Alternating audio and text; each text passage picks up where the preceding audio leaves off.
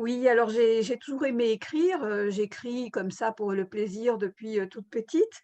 Mais en fait, c'est lorsque j'ai commencé la radio que j'ai commencé à écrire un petit peu de façon professionnelle, on va dire. J'ai été animatrice sur le réseau des locales de Radio France, qui est aujourd'hui, le réseau France Bleu, et j'ai fait plusieurs stations et à chaque fois dans mes émissions, j'aimais bien faire soit des petites chroniques, soit des petites histoires. À une époque, je faisais les aventures de mon chat, je racontais les aventures de mon chat, voilà, et puis j'ai commencé à écrire aussi des textes pour les documentaires radiophoniques que je faisais pour Radio France. Et puis bon, j'avais toujours dans l'idée, dans un coin de ma tête, d'écrire un jour un roman. Et un jour, l'occasion s'est présentée parce que, au cours d'une série de reportages, sur, Radio France Pau Béarn à l'époque, j'habitais dans le Béarn, j'ai entendu parler des derniers païens pyrénéens et d'une espèce de religion, ancestrale, qui regroupait un petit peu le Pays basque et certaines régions des Pyrénées.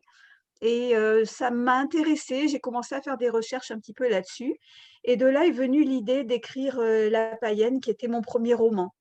Et ce premier roman, j'ai eu une chance, énorme, parce que, il a été, publié chez Robert Laffont, ce qui était vraiment, inespéré pour un premier roman. Je ne me rendais pas compte, à l'époque de la chance que j'avais, mais voilà, il a plu et il a été édité en 2004.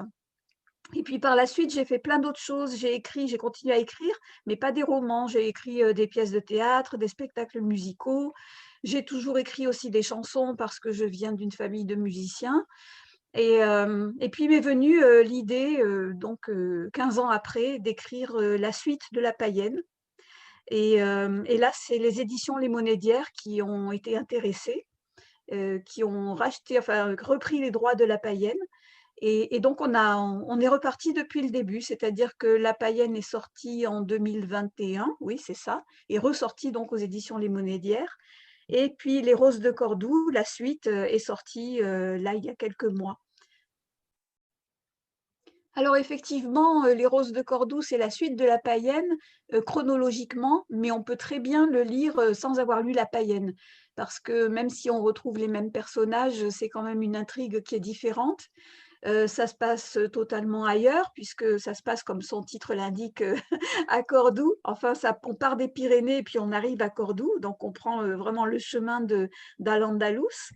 Et voilà, donc c'est vraiment, par exemple, j'ai eu des lecteurs, moi, qui m'ont dit: «Moi, c'est Cordoue qui m'intéresse, ça me fascine, cette ville, ce passé, cette période musulmane et cetera». Donc eux n'ont lu que Les Roses de Cordoue et ça leur va très bien aussi.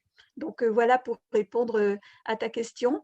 Et donc Les Roses de Cordoue, en fait, on est quelques années avant l'an 1000, on est 2 ans avant l'an 1000.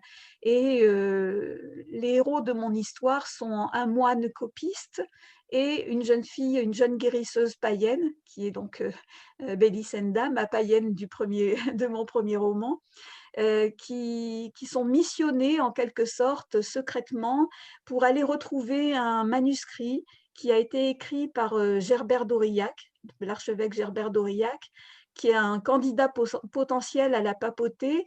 Et ce manuscrit a été écrit lorsqu'il était jeune et il peut être soupçonné d'hérésie, ce qui bien entendu, empêcherait son accession, au trône de Saint-Pierre. Donc il faut absolument le retrouver, et pour empêcher en fait les ennemis de Gerbert, d'avoir, des arguments contre son élection. Et ça, c'est le point de départ de toute cette aventure en terre d'Andalousie, qui enfin bon, où les personnages vont connaître plein de péripéties parce que, c'était pas facile, de voyager à cette époque-là. C'était pas facile aussi, dans ces terres un petit peu sauvages. Il fallait être accompagné, il fallait une bonne caravane avec des hommes d'armes pour vous protéger. Et voilà, donc c'est toute cette aventure et c'est toute l'intrigue aussi, de retrouver ce manuscrit. On ne sait pas trop où il est au départ. Il y a une sorte de jeu de pistes, donc voilà, je dirais qu'il y a du mystère, de l'aventure et toujours en fond, cette question de la religion, des religions et de la tolérance, qui me préoccupe toujours beaucoup. Voilà, c'est ça un petit peu le point de départ. Oui, alors, Belisenda, c'est une jeune fille qui a grandi dans un village de colons, au milieu d'une forêt, puisque en fait, à cette période-là, c'était vraiment le tout début des grands fiefs et du pouvoir féodal et il y avait encore beaucoup de villages libres, où en fait les gens, défrichaient une forêt, ils s'installaient, ils bâtissaient un village et ils étaient complètement indépendants et autonomes. Et ça va se perdre petit à petit. Et Belisenda, fait partie d'un village comme ça d'une trentaine de foyers, complètement libres et qui a gardé ses croyances ancestrales, une sorte de religion archaïque, très animiste, qui est plutôt tournée vers, le culte de la nature, les esprits des eaux, les esprits des sources, les esprits des arbres, des divinités un petit peu, héritées, de ce passé pyrénéen et cette jeune fille, elle a des dons un peu particuliers. Elle est guérisseuse, mais elle est inspirée par ce que les habitants du village appellent les hades, c'est-à-dire les fées. C'est-à-dire que des intuitions lui viennent sur la façon dont elle doit soigner et elle fait ça complètement naturellement et elle est reconnue et en quelque sorte estimée, admirée pour cette faculté-là. Et malheureusement, bon, je vais essayer de pas trop spoiler pour ceux qui voudraient lire La Païenne, mais le village va être la proie d'un seigneur qui veut agrandir ses terres, en fait. Donc elle va pas mal en baver, ma Belisenda, heu et voilà, je veux pas trop en dévoiler, mais en fait, c'est une jeune fille qui a un lien très puissant avec la nature. Je crois que c'est ce qui pourrait ressortir de plus évident, c'est ce lien, presque charnel avec la nature, avec les plantes, avec les arbres, avec les sources et une espèce de force féminine très puissante. Alors oui, effectivement, Belisenda va rencontrer des personnages qui ont réellement existé et il y en a 2 particulièrement qui m'ont semblé, vraiment intéressants, lorsque j'ai fait mes recherches et qui m'ont appelée en quelque sorte. C'est, Aboul Qasim Maslama Al-Majriti, qui était un scientifique, mathématicien, astronome, astrologue, puisque à l'époque, l'astronomie et l'astrologie, c'est un peu une seule et même science.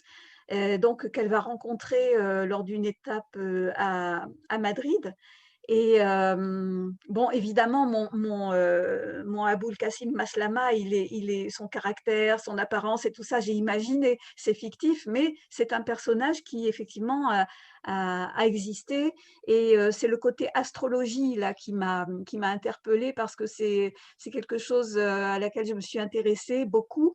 J'ai un frère qui est d'ailleurs astrologue professionnel, lui, donc je connais un petit peu ça et je trouvais ça, amusant de faire apparaître, ce personnage-là, sous ses traits d'astrologue, en fait et d'astronome et lui, il joue un peu le rôle du destin. Il va éclairer Belisenda sur son destin et puis il y a un autre personnage aussi qui m'a vraiment, comment dire?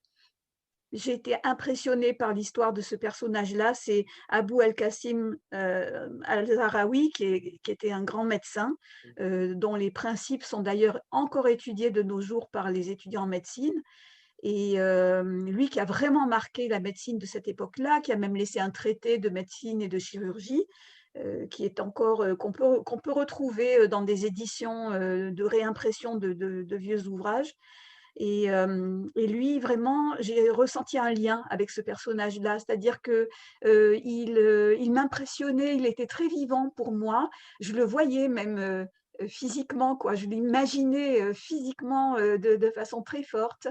Et d'ailleurs, j'ai trouvé des peintures, pas de l'époque bien sûr, mais des peintures qui le représentent et qui correspondaient complètement à l'idée que je m'en faisais. Et lui, en fait, il va avoir un lien très fort avec Belisenda parce qu'elle, elle est guérisseuse, lui, il est médecin. Forcément, ils ont cette complicité de gens qui soignent et qui sont, dévoués, à leurs malades. Et ça, voilà, c'est un personnage qui va être extrêmement important dans mon histoire et qui va être déterminant, tant au niveau du destin de Belisenda que du niveau de l'intrigue. Eh bien, en fait, Je connaissais vaguement l'histoire d'Al-Andalus. Je savais qu'une partie de l'Espagne avait été musulmane pendant assez longtemps, mais bon, pas plus que ça. Mais en revanche, j'avais toujours entendu parler de Cordoue comme d'une ville du savoir à cette époque-là, et de rencontres justement entre divers savants qui n'avaient pas forcément la même religion, mais qui étaient liés par ce savoir et par cette envie de connaissance. Et de savoir qu'il y avait eu une immense bibliothèque qui avait été construite, je crois, par Al-Hakam II, C'est ça, ouais. voilà, et qui était fréquentée par tous les intellectuels, on pourrait dire, de l'époque, quelle que soit leur religion.